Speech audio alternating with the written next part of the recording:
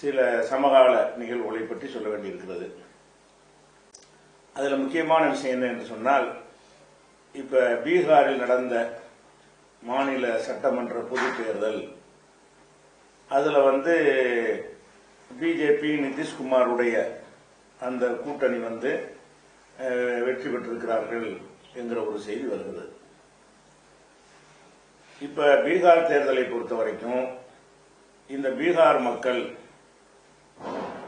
டெல்லியிலையும் மும்பையிலையும் வேறு மாநிலங்களிலையும் பிழைப்புக்கு சென்றவர்கள் இந்த கொரோனா ஊரடங்கு நேரத்தில் கால்நடையாகவே நடந்து தங்களுடைய மாநிலத்துக்கு சேர்ந்தார்கள். வழியிலே பலர் மரணித்தார்கள். இதனால் அந்த ஒட்டுமொத்த மாநிலம் முழுவதுமே கடுமையான ஒரு எதிர்ப்பு அலை, பிஜேபிக்கு எதிராக ஒரு எதிர்ப்பு அலை இருந்ததை ஊடகங்கள்ல நீங்க எல்லாம் பார்த்திருப்பீர்கள்.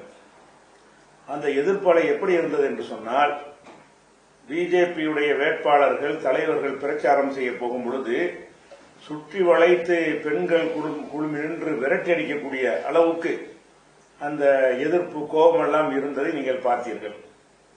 அதுபோக இந்த லாக்டவுன் மூலமாக வேலை இழந்தவர்கள், அந்த மாதிரியா கஷ்டப்பட்டவர்களுக்கெல்லாம் எந்த ஒரு போதிய நிவாரணமும் கொடுக்காமல் அந்த மக்களுடைய வாழ்வாதாரத்தை அடித்து நொறுக்கிய காரணத்தினாலையும் அவங்களுக்கு கோபம் இருந்தது. அப்ப இவ்வளவு மாநில அரசின் நடவடிக்கையில அதிருப்தி, மத்திய அரசாங்கத்துக்கு எதிராக கடும் கோபம், இந்த மாதிரி விஷயத்துக்கு கூட கைதட்ட சொல்றாங்க, விளக்கு பிடிக்க சொல்றாங்க என்ற வகையில அந்த மக்கள் ரொம்ப பெரிய ஆத்திரத்தில் இருந்தார்கள். இதை தேர்தல் பிரச்சார கூட்டங்கள்லையும் நம்ம ஊடகங்கள் எடுத்துக்காட்டியதை நம்ம பார்த்திருப்போம். அதுல ராஷ்டிரிய ஜனதா தளத்துக்கும் காங்கிரஸ் கூட்டணிக்கு மிகப்பெரிய கூட்டங்கள், அதாவது லட்சக்கணக்கில் என்று சொல்ற அளவுக்கு அவங்களுக்கு கூட்டம் கூடியதையும், முதல்வராக இருக்கிற நிதிஷ்குமார் போன்ற தலைவர்கள் போகும் பொழுது அவர்கள் சிரமப்பட்டு மக்களை திரட்டுவதற்கு எவ்வளவு முயற்சி பண்ணினாலும் சில நூறுகளுக்குள் அந்த கூட்டம் அடங்கி இருந்ததையும், திடல் முழுவதும் வெறிச்சோடி கிடந்ததையும் நம்ம ஊடகங்கள்ல பார்த்தோம். அப்போ ஒரு மாநிலத்தில் இவ்வளவு ஒரு எதிர்ப்பு அலை இருக்கும் பொழுது அப்ப தேர்தலுடைய முடிவு எப்படி இருக்கணும்னு கேட்டா, அந்த மக்களுடைய உணர்வுகளை பிரதிபலிக்கிற வகையில் தான் இருக்க வேண்டும். இது போக அந்த எக்ஸிட் போல், அதாவது ஓட்டு போட்டுவிட்டு வரக்கூடிய மக்கள்கிட்ட கருத்து கேட்பாங்க. பொதுவாக அந்த கருத்து கணிப்பு பெரும்பாலும் பொய்யா போயிடும். எக்ஸிட் போலுங்கிறதும் காசு வாங்கி கொண்டு செய்வார்கள். அப்படி செய்யக்கூடிய ஊடகங்களா இருந்து கூட எப்படி அந்த எக்ஸிட் போல் சொன்னார்கள் கேட்டா, பிஜேபி வர முடியாது, நிதிஷ்குமார் வர முடியாது, லல்லு பிரசாத்துடைய மகன் தான் வருவாரு என்கிற அளவுக்கு அந்த ஓட்டு போட்டு வெளியே வந்தவங்கள்ட்ட நீங்க யாருக்கு போட்டீங்க அப்படின்னு கேட்கும் பொழுது அந்த மாதிரி சிலரை தேர்ந்தெடுத்து சிலவங்க ஒரு தொகுதியை தேர்ந்தெடுத்து கேட்பார்கள். அதை வைத்து ஒரு கால்குலேட் பண்ணி ஒரு முடிவுக்கு வருவார்கள். இது காசு வாங்காம நேர்மையாக நடந்தார்கள் என்று சொன்னா அந்த எக்ஸிட் போல் ரிசல்ட்டுக்கு கொஞ்சம் நெருக்கமாக வரும். அனுபவத்தில் பார்த்திருக்கிறோம். அதுவும் சில வருடங்களாக பிஜேபி காசு வாங்கி கொண்டு எக்ஸிட் போல்லையும் அநியாயம் பண்ணக்கூடிய காட்சியும் பார்த்தோம். அப்ப இந்த எக்ஸிட் போல்ல பிஜேபி சார்பாக இருக்கிற ஊடகங்கள் உட்பட எல்லாருமே மறைக்க முடியாத அளவுக்கு இவங்க தலையெடுக்க இயலாது, மரணடி இருக்கிறது என்று அதுவும் சொல்லப்பட்டுச்சு. இவ்வளவை மீறி இப்ப பிஜேபியும் அவங்க சின்ன வித்தியாசத்துல ஜெயித்திருக்கிறார்கள், ஆட்சிக்கு வந்திருக்கிறார்கள் என்று சொன்னா இது எப்படி நடந்திருக்க முடியும்? மக்கள் ஓட்டு போட்டு வந்திருந்தால் இருக்க முடியாது. இந்த வாக்களித்த மக்களை கொண்டு செஞ்ச முடிவு அல்ல இது என்று பளிச்சு என்று தெரிகிறது. என்ன தெரிகிறது? மிஷின்ல ஓட்டிங் மிஷின்ல அவங்க செட் பண்ணாங்க என்பதை தவிர இதுக்கு வேற காரணமே கிடையாது. ஏன்னு கேட்டா அந்த மிஷின்ல செட் பண்றது என்ற உடனே அதுக்கெல்லாம் சில பதில்களை எல்லாம் வைத்திருக்கிறார்கள். என்னது, அங்க நெட்லாம் ஆஃப் பண்ணிடுவோம், இன்டர்நெட் வழியாக உள்ள நுழைய முடியாது, அந்த மாதிரி எல்லாம் அந்த தொடர்பு கொண்டு உள்ள போய் ஹேக் பண்ண முடியாது என்றெல்லாம் சொல்வார்கள். அந்த ஹேக் பண்றது மட்டும்தான் ஒரே வழி மாதிரி நினைத்து கொண்டு பதில் சொல்வார்கள், ஏமாத்துவார்கள். ஹேக் பண்றது மட்டும்தான் வழியா? ஹேக் பண்ணியும் என்ன செய்யலாம், ஓடுகிற ஓட்டை மாற்றி உள்ள நுழைஞ்சும் செய்யலாம். அல்லது மிஷினை செய்யும் பொழுதையே அதை உதாரணமா அந்த ஓட்டிங் மிஷினை யார் செய்யறா? ஒரு நிறுவனத்தில் நீங்க ஆர்டர் கொடுக்குறீங்க.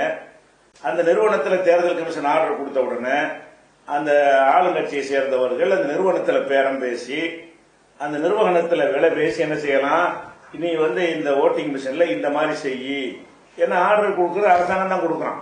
அவன்கிட்ட சொல்லிட்டோம் என்று சொன்னால் அவன் அதுக்கு தகுந்தவாறு என்ன செய்வான்னு கேட்டா அந்த செட்டிங் பண்ணி தந்துருவான். அப்ப என்னவெல்லாம் செய்யலாம், சாதாரணமா என்ன மாதிரிலாம் அதுல செய்ய முடியும் என்று கேட்டால், அதுல எழுதக்கூடிய இந்த ப்ரோக்ராமை பொறுத்த வரைக்கும் ஒவ்வொரு பட்டன் அமுக்கும் பொழுது என்னென்ன இதெல்லாம் வைக்கிறாங்க இல்லையா, அதுல என்ன செய்யலாம்னு கேட்டா நம்ம மாறி வர்ற மாதிரி செட்டிங் பண்ணி கொடு என்று கேட்டால் அதை தயாரிக்கும் போதே செஞ்சு தந்துருவாங்க. தயாரிச்ச பிறகு தேர்தல் கமிஷனை விலைக்கு வாங்கிவிட்டோம் என்று சொன்னால் அவர்கள் அந்தந்த தொகுதிக்கு உரிய ஓட்டு பெட்டிகளை ஒதுக்கும் பொழுது அவர்கள் தயாரிச்சு தர்றதுதான் அந்த மிஷினா வரப்போகுது. அவர்கள் என்ன மாதிரி அந்த வழி அவங்க செய்வாங்க. மிஷின் தயாரிக்கிறவன் அவன் வேறையா இருப்பான். இந்த அந்தந்த தொகுதிக்கு உள்ள சின்னங்கள் அவங்க தானே செட் பண்ண வேண்டியிருக்கு.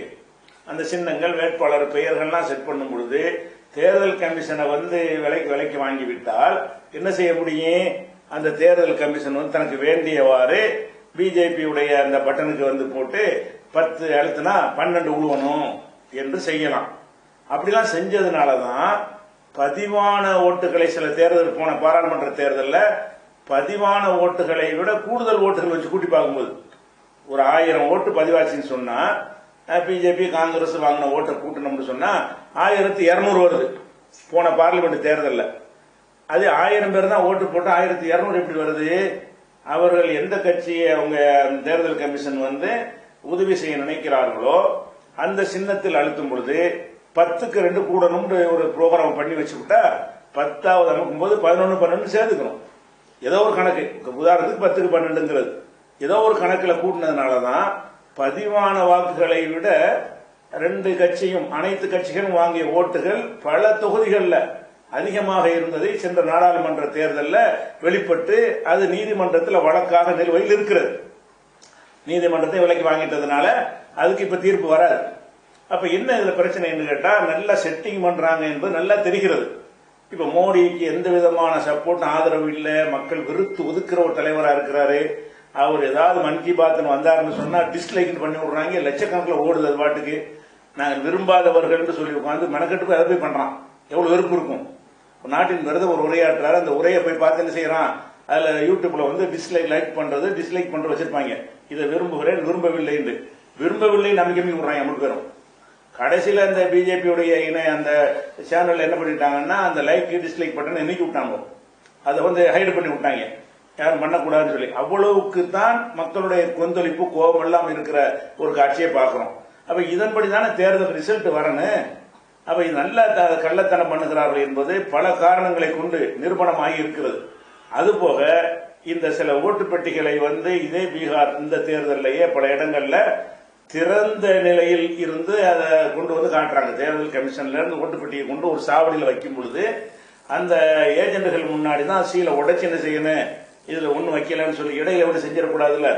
சில பகுதிகளில் அந்த பூத்தில் எடுக்கப்பட்ட ஓட்டு பெட்டிகள் இந்த இவிஎம் மிஷின்கள் திறக்கப்பட்டே வருகிறது.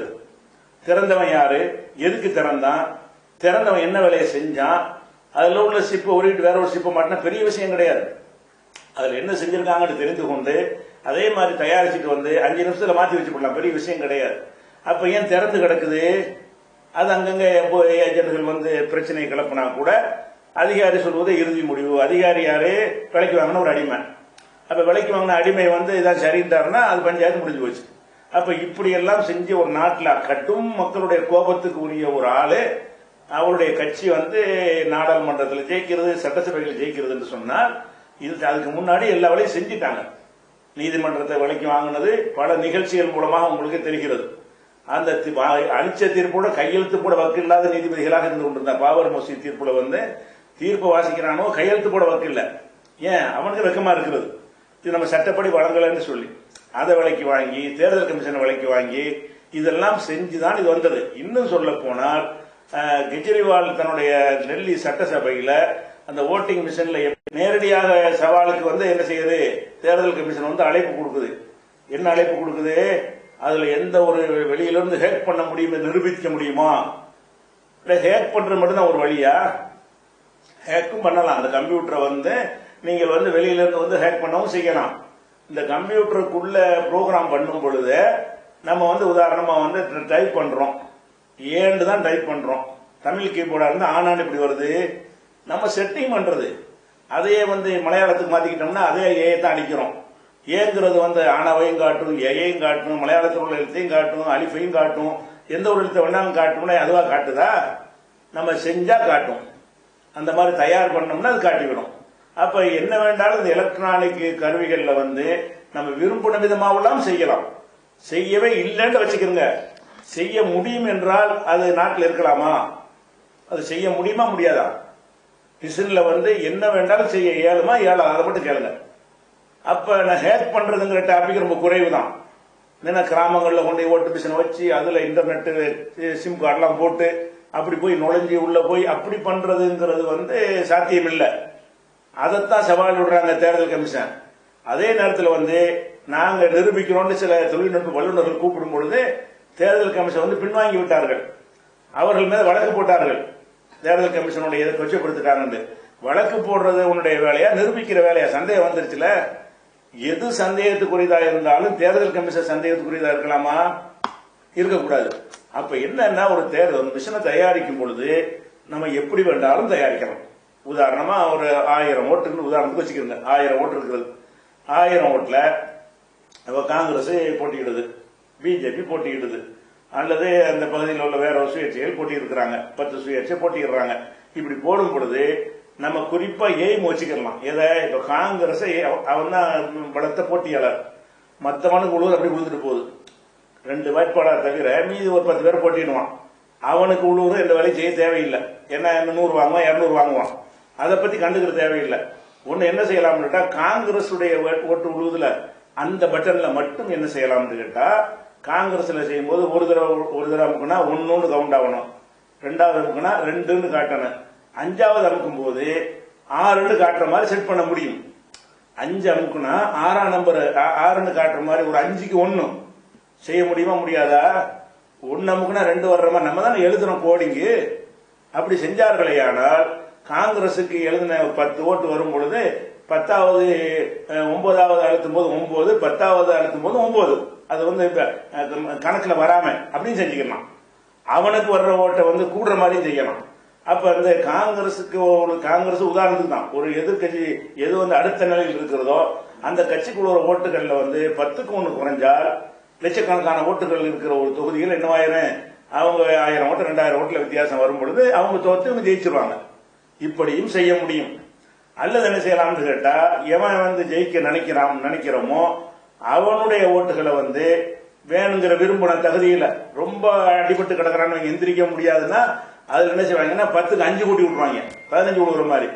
ஓரளவுக்கு ஜெயிச்சிட முடியும். ஒரு சந்தேகத்துக்குரியதா இருந்தா ஒரு 10க்கு 1 அதிகப்படுத்தி விடு அப்படின்னு ப்ரோக்ராம் பண்ணலாம்.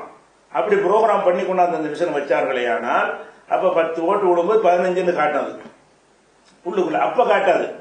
அப்ப காட்டாம எப்ப காட்டேன் அப்படின்னு ப்ரோக்ராம் எழுதலாம். டிஸ்பிளேல பார்க்கும்போது கரெக்டா தெரியும் நம்பர் 1 வந்துகிட்டு இருக்கேன். அதை மூடிட்டு மர கவுண்டிங் பண்ணும் பொழுது இது எப்ப டிஸ்பிளே ஆகணும் டைம் போட்டு வச்சோம்னு வைங்க, அன்னைக்கு என்ன செய்யணும் என்ற என்னைக்கு எண்ணுகிறார்களோ அன்றைக்கு இப்படி மாற வேண்டும். இப்படி என்ன வேணாலும் எழுத முடியும். ப்ரோக்ராமை பொறுத்த வரைக்கும் நம்ம எப்படி விரும்புகிறோமோ, இந்த அப்ளிகேஷன் தயார் பண்றாங்க, சாப்ட்வேர் தயார் பண்றாங்க, அவங்க எல்லாம் எப்படி தயார் பண்றாங்க, அவங்க என்ன மாதிரி விரும்புறாங்க அப்படி கொண்டு வர முடியுதா இல்லையா? அதுக்குரிய ஒரு நவீன டெக்னாலஜி இந்த காலத்தில் வாழ்ந்து கொண்டிருக்கிறோம். அப்படிங்கும் பொழுது அப்ப உலகம் பூராவுமே என்ன செய்யறாங்கன்றா, இந்த இது சந்தேகத்துக்குரியது. ஒருத்தன் விலை போயிட்டான் என்று சொன்னால் தயாரிக்கிற விலை போனாலும் சரி, தேர்தல் நடத்துகிற அதிகாரி விலை போனாலும் சரி, அதோட டோட்டல் ஜனநாயகம் அவுட் ஆகி போயிடும். மக்களால் வெறுக்கப்படுறவங்க கையில் ஆட்சி இருக்கும், ஆட்சி செய்ய தெரியாதவங்க கையில் ஆட்சி போயிடும் என்கிற மாதிரி எல்லாம் இருக்கிற ஒரு நிலை ஏற்பட்டு போயிடும். அதனால இந்த ஓட்டிங் மிஷின்ல முறைகேடு இருக்குதா இல்லையாங்கிறத ஒதுக்கி வைத்துவிட்டு, முறைகேடே நடக்கல என்று சொன்னாலும் நடக்க முடியுமா முடியாதா? அப்ப நடக்க முடியுமான எந்த அளவுக்கு முடியும், எவ்வளவு வேண்டாலும் முடியும். எந்த அளவுக்கு வேண்டுமானாலும் இவன் ஓட்டு அவனுக்கு, அவன் ஓட்டை இவனுக்கு நாக்க முடியும். யாருடைய ஓட்டுகளையும் குறைக்க முடியும், யாருடைய ஓட்டுகளையும் அதிகரிக்க முடியும். அப்படி ஒரு நிலைமை இருக்கும் என்று சொன்னால் அது தேர்தல் ஜனநாயக ஒரு நாட்டில் தேர்தல் நடத்துவதற்கு உரிய ஒரு சாதனமா? இது பிஜேபி இருக்கட்டும், காங்கிரஸ் இருக்கட்டும். காங்கிரஸ் ஆட்சியில் இருக்கும்போது அவன் மிஷினை செட் பண்ணான்னு சொன்னா காலத்துக்கு அவன் தான் இருப்பான். எவன் கிரிமினலா வந்து உட்கார்றானோ அவன் செட் பண்ணி விட்டான்னு சொன்னா அப்படி வந்துடும். அது எப்ப மாறேன், கட்டும் அதிருப்தி வந்து இப்படி ஜெயிக்கும் பொழுது மக்களுக்கு சந்தேகம் வந்து புரட்சி வெடிச்சுன்னு வைங்க, புரட்சியின் மூலமாக விரட்டடிக்கப்பட்டார்கள் என்று சொன்னா அப்போ ஒரு மாற்று இது வர முடியும். அப்படி இல்லாத வரைக்கும் இன்னும் 100 வருஷம் ஆனாலும் மிஷினை சரி பண்ண இவங்க விரும்பினபடி வந்துகிட்டே இருப்பாங்க. அப்படியான ஒரு விஷயம் இருக்கும் பொழுது பீகார் தேர்தலில் வந்து பேச வேண்டிய விஷயம் இவனால் அவன் தோத்தான் அவனால் இவன் தோத்தான்ங்கிற விஷயம் எல்லாம் முஸ்லிம் சமுதாயத்துக்குள்ளே சண்டைகள் ஓடிக்கொண்டிருக்கிறது. அவர் போட்டிட்டாரு, இவர் போட்டிட்டார், அவர் பிரிச்சுட்டார், இவர் பிரிச்சுட்டாருன்னு சொல்லி நீ என்னத்தை எவரை பிரிச்சாலும் சரி அதான் மேட்ரு. அதெல்லாம் சின்ன அளவுல ஒரு விஷயம். இது சும்மா இந்த ஓய்சி போட்டிட்டாலும் சரி, எஸ்பி போட்டி விட்டாலும் சரி, அதையெல்லாம் தாண்டி செட் பண்ணி இருக்கிறான். அவன் வந்து போட்டி இடாட்டாலும் இதான் ரிசல்ட்டா வரணும், அவன் அதுக்கு தகுந்த மாதிரி செட் பண்ணி விடுவான். யார் யார் நிக்கிறாங்கன்னு பார்த்துக்கிட்டு அவன் செட் பண்ணி விடுவான். அப்ப முதல்ல எதுக்கு எதிராக நம்முடைய முயற்சி ஈடுபாடு இருக்க வேண்டும் என்று கேட்டால் இந்த மிஷனை நாங்கள் ஏற்றுக்கொள்ள முடியாது. இப்ப தேர்தல் கமிஷன் இந்த மிஷன்ல வந்து எலெக்ஷனை கொண்டு வந்தாங்க. அவங்க கொண்டு வரும்போது தன்னால கொண்டு வர முடியுமா? அனைத்து பதிவு செய்யப்பட்ட அரசியல் கட்சிகளுடைய கருத்தை கேட்டு அந்த நேரத்தில் இது பற்றிய போதிய ஞானம் இல்லாமல் அரசியல் கட்சிகள் இருந்ததுனால தேர்தல் கமிஷன் அந்த நேரத்தில் ரொம்ப இந்த சேஷன்லாம் இருந்த ஒரு காலத்தில் அந்த கரப்ஷன் இல்லாமல் நடந்தார். அவர் ஒரு ஒரு பிராமண ஒரு அதிகாரியா இருந்தால் கூட எலெக்ஷன் கமிஷனுக்கு பிரதமரைய தட்டி கேட்கிற அதிகாரம் காட்டினவர் அவர் எல்லாத்தையும் ஆட்டி படைச்சாரு. இந்த ஆடம்பரத்தெல்லாம் ஒழிச்சாரு. தேர்தல் பிரச்சாரத்துக்கு செலவு போக்குவரத்து எல்லாத்தையும் கையில வந்து அவங்க எடுத்துடுறாங்க. தேர்தல் கமிஷன் நான் தாண்ட அது முடிகிற வரைக்கும் பொறுப்புன்னு காட்டினார்ல. அப்படியானவர்கள் இருந்த காலத்துல இந்த ஓட்டிங் மிஷினை கொண்டு வந்தாங்க. அவங்க வந்து இந்த வேலை செய்யல. அதனால அது கரெக்டா வந்து இருந்துச்சு. அது அரசாங்கத்துக்கு பயப்படாம யாருக்கு ஆனானப்பட்ட இந்திராவுக்கு அவர் பயப்படல சேஷன் இருக்கும் பொழுது. அந்த மாதிரியான ஒரு நிலையில இந்தியாவை இரும்பு மனுஷன் இன்னொன்னாலும் செய்வாங்க. தேர்தலில் தோத்து விட்டார்கள் அறிவிச்ச பிறகு கூட இந்திரா காந்தி என்ன செஞ்சாங்க, எமர்ஜென்சியை போட்டு நான் தான் இருப்பேன், அவசர நிலை, எலெக்ஷன்லாம் கிடையாது என்று சொல்லி அப்படி ஆட்சி செஞ்ச ஒரு அம்மா அவங்க. அப்படி இருக்கும் பொழுது அவங்க சொல்லி கூட அவர் கேட்கல. எலெக்ஷன் கமிஷனுக்கு அரசியல் சட்டத்தில் எங்களுக்கு தனி அதிகாரம் இருக்குது, நாங்க உங்களுக்கு கட்டுப்பட்ட ஆளுக்கு கிடையாது, நீங்க நிதி ஒதுக்குற மட்டும் தான் உங்க வேலை, அது என்ன மாதிரி செய்யணுங்கிற விஷயத்தை எங்க வேலை என்று சொல்லி அந்த அதிகாரத்தை வந்து சரியாக பயன்படுத்தி கொண்டிருந்த பொழுது அது ஏதோ ஓடிக்கொண்டே இருந்தது. இப்ப என்ன, எலெக்ஷன் கமிஷனுக்கு போடக்கூடிய ஆள்ல இருந்து அவருடைய முன் உதாரணத்தை எடுத்துக்கொண்டீர்கள், ஏன்னால் எல்லாமே கரெக்டான ஆட்களா இருக்கிறாங்க. அப்ப ஆள் பார்த்து கட்சி பார்த்து அந்த அதனுடைய எலெக்ஷன் கமிஷனர்களையே தேர்வு செய்யக்கூடிய காட்சியெல்லாம் பார்க்கிறோம்.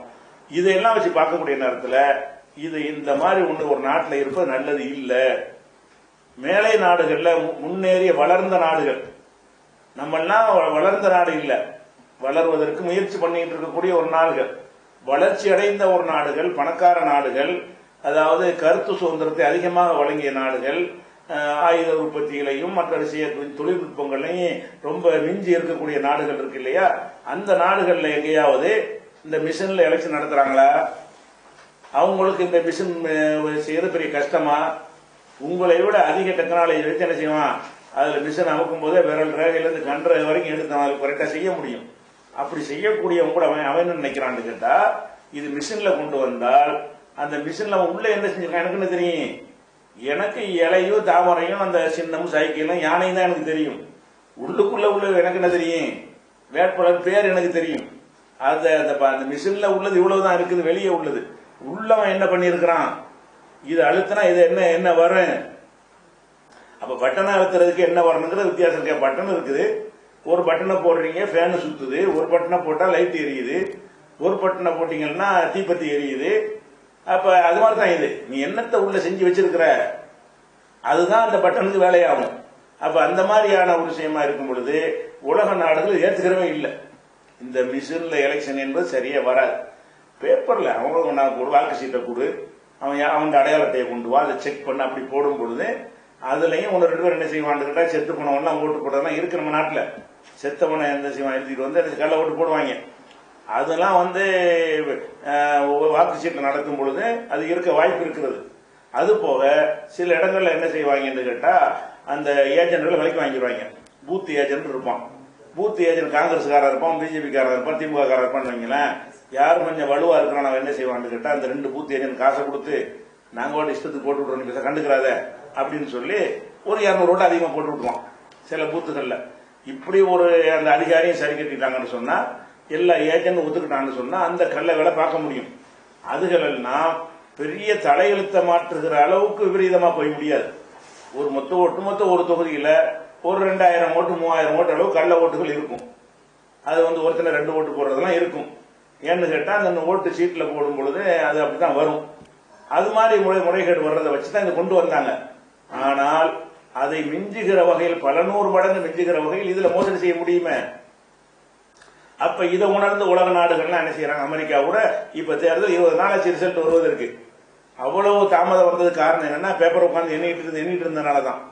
எல்லாமே வாக்கு சீட்டு வழியாக தேர்தல் நடத்தும் பொழுது முறைகேடுகளுக்கு ரொம்ப ரொம்ப ரொம்ப குறைந்த வாய்ப்பு இருக்கிறது. முறைகேடு இல்லாம செய்ய முடியாது. மனுஷன் செய்யும் பொழுது அங்கங்க அவனால் ஏண்ட முறைகேடு செய்யத்தான் செய்வான். செஞ்சாலும் நம்ம என்ன பார்க்கணும்னு கேட்டா, இது ஒரு லம்பாவ முறைகேடு செய்யலாம், பெரிய லார்ஜ் நம்பரா என்ன செய்யலாம், முறைகேடு செய்யலாம். அப்படியான ஒரு விஷயம் தொழில்நுட்பத்துல நீங்க ஆதாரம் இல்லாட்டாலும் இது கூடாது. ஆனால் ஆதாரம் நிறைய இருக்கிறது. என்ன ஆதாரம் இருக்கிறது? ஒட்டுமொத்த வாக்குகள், அது என்ன மாதிரிலாம் ஆதாரங்களை கண்டுபிடிச்சு கோர்ட்ல கேஸ்ல இருக்குன்னு கேட்டா, ஒட்டுமொத்த வாக்குப்பதிவு நம்பர் 1 லட்சம் என்று சொன்னால் அதை அந்த ஒவ்வொரு கட்சியும் வாங்கின ஓட்டை கூட்டி பார்த்தீங்கன்னா 1,10,000 வருது. ஓட்டது 1 லட்சம் தானடா. நீங்க எல்லாரும் வாங்கினதெல்லாம் கூட்டினா 1 10 எப்படி வரும்? 10,000 பேர் யாரு போட்டா? மிஷின் போட்டிருக்குது. அப்ப அந்த மாதிரியான ஒரு இதை கண்டுபிடித்து அதுவும் நீதிமன்றத்துல வழக்குல கொண்டு போய் வச்சிருக்கிறாங்க. அப்படி என்ன செய்ய முடியும்? கூடுதலாக செய்ய முடியும். அதே மாதிரி சில தொகுதிகளில் ஒரே மாதிரி, எப்படி ஒரே மாதிரி காங்கிரஸ் அது சில 30 தொகுதிக்கு மேல போன பாராளுமன்ற தேர்தலில் அதுல எப்படி செஞ்சாங்கன்னு கேட்டா, இப்ப காங்கிரஸ் 1534, இதே 1534 எல்லா தொகுதியிலையும் வரும், 30 தொகுதியில. பிஜேபிக்கு 2020, இதுல 2020, அதுல ஒரே மாதிரி அடிச்சு விட்டாங்க ப்ரோக்ராம. அப்ப 30 தொகுதிகளில் இவன் வாங்கினது அவன் வாங்கினது ஒரே ஷிப்பு. ஈஸி தானே, ஒன்னு செட் பண்ணிட்டு இருக்காம ஷிப்பை கொண்டு மாட்டி வரும்போது ஒரே மாதிரி 30 தயாரிச்சு அதுல உள்ளது உருவிட்டு இதுல உள்ள போட்டாங்கன்னா என்ன ஆயிரும்? இவனுக்கு என்ன ஓட்டு இந்த தொகுதியில, வட சென்னை தொகுதியில கிடைச்ச அதே ஓட்டு தான் தாம்பரத்திலையும் கிடைக்குது. இப்படி கிட்ட இருக்குமாங்க? இப்படி ஒரு 30 தொகுதியில இருக்குமா? அந்த மாதிரி எல்லாம் ரிசல்ட் காட்டுற காட்சியை பார்க்கிறோம். அதே மாதிரி ஓட்டிங் மிஷினை கடத்திக்கிட்டு போய் அது பிடிபட்டது, அதை பார்த்தோம். அது மாதிரி ஒரு லாட்ஜில ஒரு விடுதியில போய் நினைச்சாங்க, ஓட்டிங் மிஷினை வச்சுக்கிட்டு பிஜேபி ஆளுக்கு இருந்ததை கைமயமா பிடிச்சி அதை கொண்டு வந்தாங்க. இந்த மிஷின் அவனுக்கு எப்படி போனுச்சு? அவன் எப்படி அதை வச்சான்? என்ன செய்ய போறான் அவன்? அந்த மிஷின்களை எதுக்கு வச்சிருக்கிறான்னு கேட்டா, எலெக்ஷன் முடிஞ்ச உடனே அதை தூக்கிட்டு இதை கொண்டு வச்சிருக்கிறது. அதுக்குதான் போலீஸ் பாதுகாப்புல வச்சு எலக்ட்ரானிக் ஓட்டுங்கிறத சீக்கிரம் முடிவு சொல்றதுக்காக தான் கொண்டு வந்தது. என்ன சொல்றது 5 நாள் இருப்பானுவோம், என்ன உட்கார்ந்து அரை மணி நேரத்தில் முடிஞ்சு போயிடும். அதாவது 1ஆம் தேதி தேர்தல் நடந்தா அனைத்தையும் திரட்டி 5ஆம் தேதிக்கு எண்ணுவோம். எதுக்கு அந்த 5ஆம் தேதி? அந்த 5ஆம் தேதிக்கு இடையில எல்லாருக்கும் அசந்துக்கு நேரம் பார்த்து இருக்கிற அதிகாரிகள் மிரட்டி, நீ பாட்டு கொஞ்சம் மாத்தம் பேச வாய பத்திக்கிட்டு என்று சொல்லி அப்படி மாத்தி வைக்கிறதுக்கான வேலைகளும் செஞ்சார்கள். அப்ப செய்ய முடியும். அப்ப இதுல எலெக்ஷன்ல நீங்க சந்திச்சீங்கன்னா எதிர்கட்சியில் இருக்கிறவங்க, நீங்க இந்த எலெக்ஷன்ல பங்கெடுக்க வேணாம், உங்களுக்கு அரசியல வேணாம், உங்களுக்கு தகுதி இல்லை. இதை உணர்ந்து இதை எடுத்து பேஸ் பண்ணாம அவன் செய்யற தீமைக்கு தலையத்தலை ஆட்டிக்கிட்டு ஒவ்வொருத்தையும் தோத்து போறதுக்காக வேண்டி உங்களுடைய காசுகள்லாம் செலவழிக்கிறீங்க, உங்க உழைப்பெல்லாம் வீணாக்குறீங்க. நீங்களே செஞ்சுட்டு போங்கடா மிஷன்ல ஏதாவது ரிசல்ட் தெரிஞ்ச பிறகு நீ எதுக்காக அதில் போய் பங்கெடுக்கிறீங்க? அதை மாத்தாவிட்டால் எலெக்ஷன் கிடையாதுன்னு சொல்லி அனைத்து கட்சிகளும் ஒரு மனதா முடிவெடுக்க உங்களுக்கு என்ன இடைஞ்சல் இருக்கிறது? எல்லாரையும் தானே இது பாதிக்கிறது, ஒரு கட்சியை பாதிக்கிற விஷயம் இல்லையே. அப்ப அந்த மாதிரி இன்னும் சொல்ல போனா, இந்த நம்ம தமிழ்நாட்டில் என்ன பண்ணாங்க, தமிழ்நாட்டில் அப்படி ஓட்டிங் செட்டிங் பண்ண முடியாது. பண்ணுனா அவனுக்கு ஆளே இல்ல, எப்படி 7 பேர் நிக்கிறான் ஆர்ப்பாட்டத்துக்கு, இவனுக்கு இப்படி முட்டு ஓட்டு கிடைக்குன்னு நினைப்பாங்க. அப்படி பண்ண இயலாதுங்கிறதுனால இங்க அவர் ஜாஸ்தியா பண்ணல. ஆனா ஓ பன்னீர்செல்வத்துடைய மகன் அவர் போட்டியிட்ட தொகுதி இருக்குல்ல, அவர் போட்டியிட்டது நாடாளுமன்றத்துக்கு போட்டியிடுறாரு. அது உள்ளக்க 6 சட்டசபை இருக்கிறது. 6 சட்டசபை தொகுதியிலையும் அவர் அந்த கட்சி தோக்குது. பாராளுமன்றத்தில் அவர் ஜெயிக்கிறார். அதான் ஒரு பாராளுமன்றம்னா அதுக்குள்ள 6 சட்டசபை இருக்கும். 6 சட்டசபை சேர்ந்தா ஒரு பாராளுமன்றம். ரெண்டுக்கும் ஒரே மாதிரி தான், ஒரே நேரத்தில் ஒரு ஓட்டு போட போறான். சட்டசபைக்கு இதுல, பார்லிமெண்ட்டுக்கு இதுல போட போறான். அப்படி போடும் பொழுது அவன் சூரியனுக்கு போட்டவன் 2லையும் சூரியனுக்கு தான் போடுவான். அப்ப 6 தொகுதியிலையும் அதே மாதிரி செட்டு தான் வரும். அது இதுல என்ன ஆகுதுன்னு கேட்டா, இந்த துரைசாமி, ரவீந்திரன் துரைசாமி எம்பியா இருக்காருல்ல, அவர் மட்டும் அதுல வந்து என்ன செய்யறாருன்னா 6 சட்டசபையிலையும் செட்டிங் பண்ணல அவங்க பார்லிமெண்ட் மட்டும் பண்றாங்க. பண்ணி என்ன செய்யறாருன்னா அவர் அதுல மட்டும் ஜெயிக்கிறாரு. கொஞ்சமாவது லாஜிக் இருக்குதா? அப்ப சட்டசபையில வந்து கட்டும் எதிர்ப்பு அலையில இந்த அதிமுக இருந்த ஒரு நேரத்தில் அவங்க எல்லாத்திலையும் தோக்குறாங்க. இவர் பாராளுமன்றத்தில் மட்டும் ஒரே தேர்தலில் ஜெயிக்கிறாருன்னா இது எப்படி? இதெல்லாம் பெரிய ஆதாரமா இல்லையா? இதை எதிர்த்து எப்படி களமானு தெரியாது கூமுட்டைகளை வச்சுட்டு அரசியல் கட்சி நடத்துறாங்க. ராகுல் காந்தி ஒயிட் கலர்ஸ் ஒண்ணு ஒரு அறிவும் இல்லை, ஒரு சிந்தனையும் இல்லை. சோனியாவும் அப்படி மண்ணாங்கட்டியா இருக்குது. பிரியங்கா அப்படி மம்தா ஒரு ஆள் தான் கொஞ்சம் ஏதாவது ஒரு ஆம்பளை மாதிரி அந்த அம்மா பேசிக்கிட்டு இருக்கிறது. பாக்கி எல்லாம் என்ன செய்யறாங்கன்னா சரியில்லை, அது முடிஞ்சா இதில் தில்லுமுள் நடந்திருக்கிறது. ஒரு நாள் அறிக்கை, அதுக்கப்புறம் 5 வருஷத்துக்கு வர்றது. ஆனா இது என்ன வாழ்வா சாபாங்கிற பிரச்சனை? உனக்கு எதிர்காலமே இல்லைங்கிறத நோக்கி அரசியல் போய் கொண்டிருக்கிறது. அப்ப எல்லா மக்களையும் திரட்டி இதை நம்ம ஒத்துக்கொள்ள முடியாது அப்படின்னு சொல்லி செஞ்சாதான் அந்தந்த கட்சிக்காரனுக்கு அவனுடைய சதவீத ஓட்டு அவனுக்கு கிடைக்கும். இல்லைன்னு சொன்னா நீங்க நாம மட்டும் போயிடுவாங்க. அப்ப இதை விளங்குறாங்களா? விளங்க வேண்டிய அளவுக்கு விளங்குறாங்களா? ஒரு கண்டனம் தான் இதுக்கு தீர்வா? ஒரு அறிக்கை தான் இதுக்கு தீர்வா? நாடு ஸ்தம்பிக்கணும். இது ஒத்துக்கொள்ள முடியாது. நீ அடுத்த வாக்கு சீட்ல நடத்துறியா இல்லையா? முடிவு அறிவிக்க லேட்டனா பரவாயில்ல, ஒரு நாள் லேட்டனா பரவாயில்ல, 5 நாள். இந்த பக்கத்தில் இருக்கிற இலங்கையில குட்டி நாடு தானே, அவன் செஞ்சுட்டு போயிடலாமே. அவனே பேப்பர்ல நடத்துறான். ஏன் நடத்துறான்? பேப்பர்ல வந்து ரொம்ப கள்ளத்தனம் பண்ண இயலாது. மிஷின்ல வந்து கள்ளத்தனம் போய் ஓட்டு போடக்கூடியவனுக்கு இருக்கு. நம்மளெல்லாம் கிறுக்கணாக்குறான். நம்ம இதுக்கு போட்டு அதுக்கு விழுந்தா என்ன அர்த்தம்? இது நான் ஒண்ணுக்கு ஓட்டு போடுறேன், வேற ஒண்ணுக்கு விழுமென்றா என்ன அர்த்தம்? அப்ப இதுல வந்து ரொம்ப தீவிரமாக இதை வந்து அடுத்த நாடாளுமன்ற தேர்தலுக்கு உள்ள அனைத்து கட்சிகளும் இதை சரியாக உணர்ந்து ரோட்ல இறங்கி தேர்தல் கமிஷன் டெல்லி வரைக்கும் போய் கோடான கோடி பேர் என்ன செய்யணும்? டெல்லி ஸ்தம்பிக்கணும். இதை மாத்திரியா இல்லையா? மக்கள் சக்தி முன்னாடி பணிஞ்சு ஆகணும். மக்கள் சக்தியை நீங்க திரட்டிட்டீர்கள் என்று சொன்னால் அதெல்லாம் முடியாதுன்னு சொல்ல முடியாது. அப்புறம் அங்க இருக்க முடியாது. அந்த நேரத்து மக்கள் தாங்கள் யாருன்னு காட்டுவாங்க, புரட்சின்னு வந்துட்டா. அப்ப இந்த மாதிரி மெத்தட மாத்திரியா இல்லையா? வாக்கு சீல் நடந்தா உனக்கு என்ன சங்கடம்? தேர்தலை எண்ணி சொல்வதற்கு 2 நாள் ஆகுங்கிற ஆயிட்டு போகுது. இப்ப மட்டும் 5 நாள் சேர்ந்து சொல்றீங்க. மிஷினை ஓட்ட உடனே போட்டுறீங்க. என்ற தினத்தில் சீக்கிரத்தில் சொல்லிடுறீங்க. என்னதற்கு நீங்க எடுக்கிறீங்களே டைம், 5 நாள் எடுக்கிறீங்களா? எதுக்கு? எல்லா வேலையும் செய்யறது தான் நடக்கிறீங்க. அப்ப இந்த மாதிரியான விஷயங்களை எல்லாம் செய்து ஏமாற்றும் பொழுது இதுல இருந்து விழிப்புணர்வு பெறவில்லை என்று சொன்னால் அதை விட ஒரு ஏமாளி உலகநாட்டில் எங்கேயாவது இருப்பானா? இன்னும் சொல்ல போனா இதோடு நிறுத்தாம அந்த எல்லா கட்சிகளும் சேர்ந்து சர்வதேச பார்வையாளர்களுக்கு கொண்டு போகணும். சர்வதேச நாடு ஐநாவுக்கு கொண்டு போக வேண்டும். இந்த நாட்டில் இந்த மாதிரி கள்ளத்தனம் நடக்கிறது. மிஷின் நடத்துவதாக இருந்தால் அந்த மிஷினை எல்லாம் சர்வதேச பார்வையாளர் முன்னிலையில் வைத்து அவர்கள் கண்ட்ரோல் நடத்த வேண்டும். அப்படி ஒரு சட்டம் உலகத்தில் இருக்கவும் செய்கிறது. சில நாடுகளில் முறைகேடு செய்வார்கள் என்று இருந்தால் சர்வதேச பார்வையாளர் வந்துருவாங்க. அவனை விலைக்கு வாங்க இயலாது. அவன் ஒன்னொன்னையும் நுனி கேட்பான், அதுக்கு பதில் சொல்லி ஆகணும். ஒன்னொன்னையும் டெஸ்ட் பண்ணி அவன் கண்டுபிடிப்பான். அப்ப குறைஞ்சபட்சம் சர்வதேச பார்வையாளர்களை கொண்டே தவிர இந்த எலெக்ஷன்ல தேர்தல் நடத்தக்கூடாது. அப்படியாவது ஒரு முயற்சி அதுக்கும் பண்ணணும். ஒண்ணுமே கிடையாது. பேசாம அறிக்கை விடுறாங்க, நாளைக்கு திருங்கிறாங்க, போறாங்க, கூட்டம் போடுறாங்க, வாழ்க ஒழிக இவர் வாழ்க, இதான வேலை. இதெல்லாம் வந்து இது சரி பண்ணிட்டு செய்யுங்க. இப்ப உயிர் போற ஒரு விஷயமா இருக்கிறது, வாழ்வா சாவாங்கிற ஒரு விஷயமா இருக்கிறது. அப்படியான ஒரு விஷயத்திற்கு வந்து எந்த ஒரு பெரிய ஒரு ரியாக்ஷனுமே கிடையாது.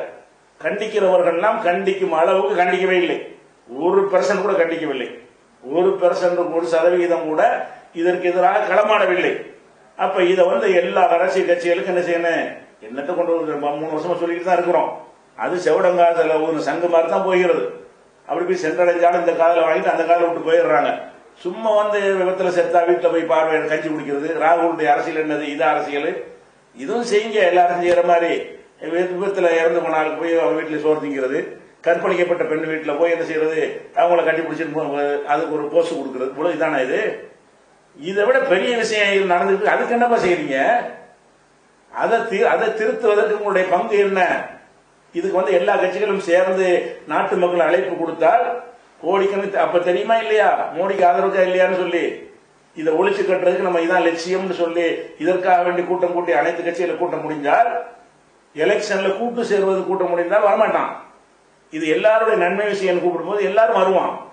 எல்லாரையும் வைத்து ஒரு முடிவு எடுத்து எல்லா கட்சிக்காரன் ஒரே நாளில் திரண்டு இதை மாற்றித்தான் ஆக வேண்டும் என்று நீங்கள் ஏன் களமிறங்க மாட்டேங்கிறீர்கள்? இல்லைன்னா உங்க கனவை மறந்துருங்க.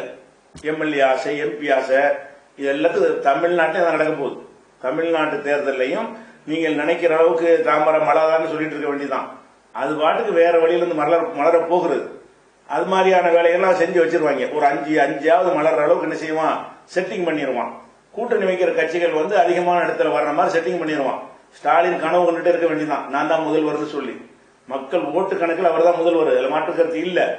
இருக்கிற கட்சியில் அவங்க தான் வலிமையான கட்சி. ஆனால் அதை மட்டும் நம்பிக்கொண்டு இருந்தார்களே, ஆனால் ஸ்டாலினுக்கு நாமம் போடுவார்கள். எடப்பாடி தான் வருவார். ஏன்? எடப்பாடி பிஜேபி கூட்டு வச்சிருவாரு, அவங்களுக்கு 25 தொகுதி கொடுப்பாரு. பிஜேபியோட சேர்ந்ததால் நாங்கள் அதிமுக சேர்ந்தால் ஜெயிச்சோன்னு காட்டுற மாதிரி என்ன செய்வான், அவனுடைய 20 தொகுதிகளுக்கு செட்டிங் பண்ணி விட்டுருவான். அவன் 20 சட்டசபை கூட வந்துருவான். இதுல எல்லாம் என்ன செய்வான்னு கேட்டா, கொஞ்சம் அவனுக்கு ஜாஸ்தி ஆகி ஒரு 10% அதிகமாக்கி விட்டான்னு சொன்னா அப்புறமேல என்ன ஆயிரும், அவர் முடிஞ்சு வச்சு. இதோட வந்து திமுக ஒன்றும் எதிர்காலம் இல்லை. ஏன்னு கேட்டா, அது திமுகவுடைய எதிர்காலமே இந்த கலைஞரை வச்சுதான். அந்த மாதிரியான ஒரு ஆளுமையோ ஒரு திறமையோ இல்லாம ஸ்டாலின் இருக்காரு. அப்படி இருக்கும் பொழுது இந்த ஒரு தேர்தலையும் அவர் வந்து தோத்து போயிட்டாருன்னு சொன்னா, அதை இன்னுமே எதிர்த்து நம்பிலாம் வரமாட்டான் மக்கள். இவருக்கு வந்து ஒரு கெப்பாசிட்டி இல்லைன்றோம். அப்ப இதுக்கெல்லாம் நீங்க தீவிர முயற்சி எடுக்கலாமே. இந்த ஒரு தேர்தலில் இந்த மிஷின் நடக்க கூடாது, அது முடியாதுங்கிற அளவில் என்ன செய்யணும், உறுதியாக இருந்தால் அதுல வந்து நீங்கள் நிஜமான மக்கள் உணர்வை நீங்கள் பார்க்க முடியும். மக்களுடைய உணர்வுகளுக்கு ஏற்றவாறு ஒரு ரிசல்ட்டை என்ன செய்ய முடியும், பார்க்க முடியும். அதனால இதை வந்து திருப்பி நம்ம வலியுறுத்தி சொல்றது முக்கியமான விஷயம். அதனால பீகார் தேர்தல் சம்பந்தமாக இதுல வந்து என்ன செய்யாதீங்க, அவன் சரியில்லை அதெல்லாம் சரியில்லை, தேவையில்லாத விஷயம் தான் செய்யறாங்க. இவன் ஜெயிப்பதற்கு அவன் காரணமாக நடக்கும், எல்லாத்திலும் நடக்கத்தான் செய்யும். அப்படி நடந்தாலும் இதெல்லாம் ஒரு பெரிய ஒரு பாதிப்பை ஏற்படுத்த முடியாது. பெரிய பாதிப்பு எங்க இருக்குன்னு கேட்டா இதுதான். இதை சரி பண்ணிட்டு என்று சொன்னா 100% என்ன செய்யும், உண்மையான ஒரு ஜனநாயகம் ஆயிரும். இதோட இன்னொன்னுக்கு நீங்கள் பாடுபட வேண்டும். அதாவது விகிதாச்சார பிரதிநிதித்துவம் எல்லாம் பொருத்தமில்லாத சந்தர்ப்பவாத கூட்டணி, பணத்துக்காக கூட்டணி, அடிமைத்தன சாசனம் எழுதி கொடுக்கிற கூட்டணிகள் கூட்டி சேர்ந்து கொண்டு அப்படியெல்லாம் வந்துகிட்டு பிச்சை போடுற மாதிரி போட்டு பெரிய கட்சிகள் சிறிய கட்சிகளுக்கு இது பண்றது, ஜால்ராடி இதெல்லாம் இருக்குல்ல, இதெல்லாம் ஒழிச்சு கட்டி விட்டு எல்லாம் தனித்தனியா போட்டிட்டு அவங்க வாங்கின ஓட்டுக்கு தகுந்தவாறு 1 லட்சம் ஓட்டு வாங்கினா உனக்கு வந்து 100 சீட் எடுத்துக்க, 50,000 ஓட்டு வாங்கினா 50 சீட் நீ எடுத்துக்க, 20,000 ஓட்டு வாங்கினா 20 சீட் நீ எடுத்துக்கன்னு சொல்லி ஜெர்மன்ல இருக்கக்கூடிய ஜனநாயகம், விகிதாச்சார பிரதிநிதித்துவம் சொல்லக்கூடிய அந்த ஜனநாயக தேர்தலுக்கு நம்ம பாடுபட்டோம் என்று சொன்னால் அதுல என்ன ஆயிரும் கேட்டா, அதிகமான மக்களுடைய விருப்பத்தை பெற்றவர் தான் ஆட்சிக்கு வர முடியும். சின்ன சின்ன குட்டி குட்டி கட்சிகளா இருந்தா கூட அவங்க நாடு முழுதும் வாங்கின இங்க 100 அங்க 100 இங்க 100 அங்க 100 வாங்கி நாடு முழுதும் சேர்ந்து ஒரு 1 லட்சம் வாங்கிடுவான். அவனுக்கு ஒரு சீட்டு கிடைச்சி போயிடும். அப்படியான அந்த அவனுடைய எந்த ஓட்டு வீணா போகாது. அப்ப சின்ன சின்ன சமுதாயத்தினுடைய குரல்கள், சின்ன சின்ன கட்சியுடைய குரல்கள், அவைகள்லாம் இது கூட்டணி சேர்ந்துதான் நம்ம வந்து சைன் பண்ண முடியும்ன்றது அதுக்கு பேர் அரசியலா, அதுக்கு பேர் ஜனநாயகமா? ஒரு கட்சி சின்ன கட்சியா இருந்தா அவன் திமுகவை சேராம, அண்ணா திமுகவை சேராம, காங்கிரஸ் சேராம அவனா நிக்கணும். அவனா நின்று தமிழ்நாடு கூட ஓட்டு வாங்கட்டேன், தொகுதிக்கு 200 ஓட்டு வாங்கட்டேன். அப்ப 234 ஓட்டுல அப்படியே கூட்டி பாத்தீங்கன்னு சொன்னா அவனுக்கு ஒரு சட்டசபை தொகுதி கிடைச்சு அவனையும் வச்சுக்கிற வேண்டியதான். அப்ப இந்த ஒரு மெத்தேடு வந்து ஜெர்மன்ல இருக்கிறது. அதனால வந்து இந்த அரசியலுக்காக வேண்டி வேலை போறது, ஒரே ஒரு சீட்டுக்காக வேண்டி கூட கும்பிட்டு போடுறது, அவன் செஞ்ச தப்பெல்லாம் நியாயப்படுத்துறது, இந்த மாதிரியான விஷயங்களே இருக்காது. ஃப்ரீயா சுதந்திரமா நடந்துகிட்டே இருக்கும் தேர்தல். இந்த 2 வந்துருச்சுன்னு சொன்னாதான் ஒரிஜினல் ஜனநாயகம். இந்த ஜனநாயகம் உங்களுக்கு தாமதமாகும் தெரிஞ்சா இந்த உருப்படாத அந்த ஜனநாயகத்தையாவது ஒழுங்கா காப்பாற்றுறதா மிஷின் இருக்கக்கூடாது. இதை முதல் விஷயமாக நம்ம சொல்றோம். இதை சொல்ற விஷயத்த யார் யாருக்கு ஏழுமோ அவர்கள் அந்தந்த மக்களுக்கு சென்றடைகிற விதமாக, இது சீரியஸா போய் சென்றடைகிற விதமாக நீங்க இதையே பண்ணணும் தேவையில்லை. இந்த கருத்தை உள்வாங்கி நீங்கள் எழுத்து வடிவிலையோ உங்கள் கருத்தாகவோ சோனியாவில இருந்து ஒவ்வொரு கெஜ்ரிவால்ல இருந்து ஒரு கட்சியை விடாம எல்லாருக்கும் இடதுசாரிகள் நம்மளுக்கு அனுப்பி இது சீரியஸா போராடுங்க, விளையாட்டை நினைக்காதீங்க, தேர்தல் நேரத்தில் மட்டும் இதை பேசிவிட்டு அதோட ஒதுங்கிறாதீங்க, அதுக்கு நான் கொஞ்ச நாள் தான் இருக்கிறது, அதுக்கிடையில் நம்மளுடைய வேலையும் பாருங்கன்னு சொல்லி நீங்கள் அனைவரும் இந்த செய்தியை கொண்டு போனால் மாற்றம் வந்தாலும் வரலாம். இவங்க சொங்கி அரசியல் பண்ணாங்கன்னா அது செய்யாது, மாற்றம்னா வராது. அது நம்மளால என்ன ஒரு முயற்சி. இதை ஒரு செய்தி சொல்லி முடிச்சிடலாம்.